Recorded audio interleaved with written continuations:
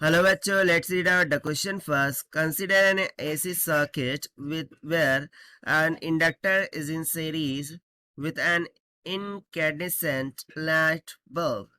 If the frequency of the generator is increased, what will happen to the brightness of the bulb?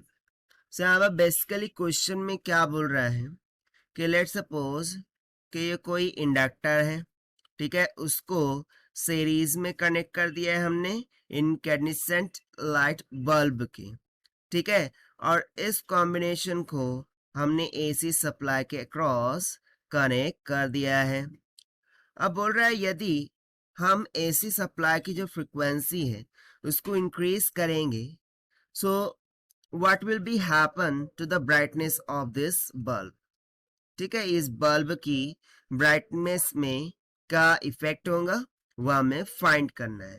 तो चलिए start करते हैं हम solution से, but before of it's let's talk about the key concept which we are going to use here for this question. So basically यहाँ पर हम conceptual formula लगाने वाले हैं करंट का। सो करंट को हम क्या लिख सकते हैं for an AC circuit, V divided by Z, जहां पर Z इम्पिडेंस होती है, जिसको हम लिख सकते हैं Z will be equals to, यदि ये LR सर्किट है तो इसकी इम्पिडेंस हो जाएंगी R plus J times of XL, जहां पर XL इंडक्टिव रिएक्टेंस होता है। तो चलिए इस कॉन्सेप्ट का यूज करके हम स्टार्ट करते हैं यहाँ से। सो देखिए सबसे पहले तो जैसा कि हमें पता है कि इंडक्टिव रिएक्टेंस एक्सएल, इसकी वैल्यू किसके इक्वल होती है, ओमेगा एल की equal. And according to question frequency को क्या किया जा रहा है, इंक्रीज किया जा रहा है, यानी कि ओमेगा विल इंक्रीज, और यदि ओमेगा इंक्रीज होगा सो इंडक्टिव रिएक्टेंस एक्सएल भी क्या करेगा, इंक्रीज कर जाएगा, ठीक है। एक तो कंसेप्ट हो गया ये।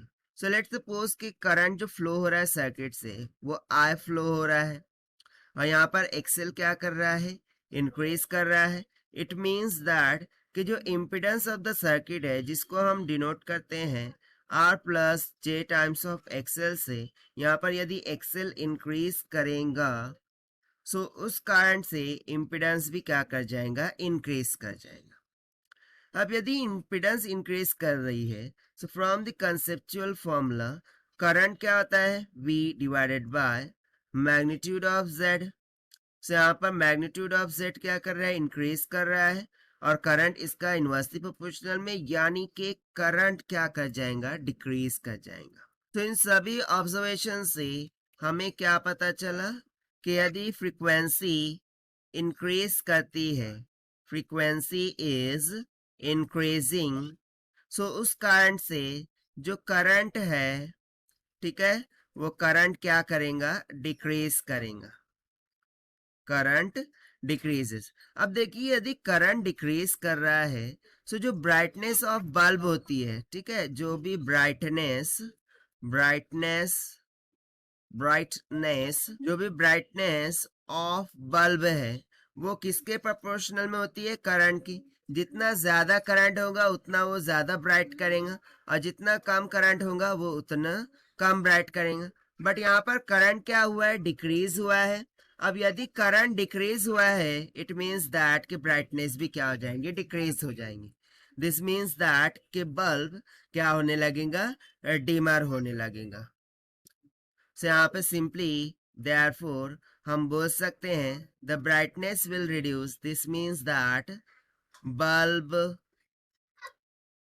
विल डिमर, बल्ब क्या होने लगेगा, डिमर होने लगेगा। और यही हो जाएगा हमारा आंसर फॉर दिस क्वेश्चन, जो कि हमने सॉल्व किया है by using the conceptual formula of current से। Now let us take the option. So option C, that is the bulb will become dimmer, will be correct answer for this question. So this is the required solution. I hope you understood well. Best of luck. Thank you.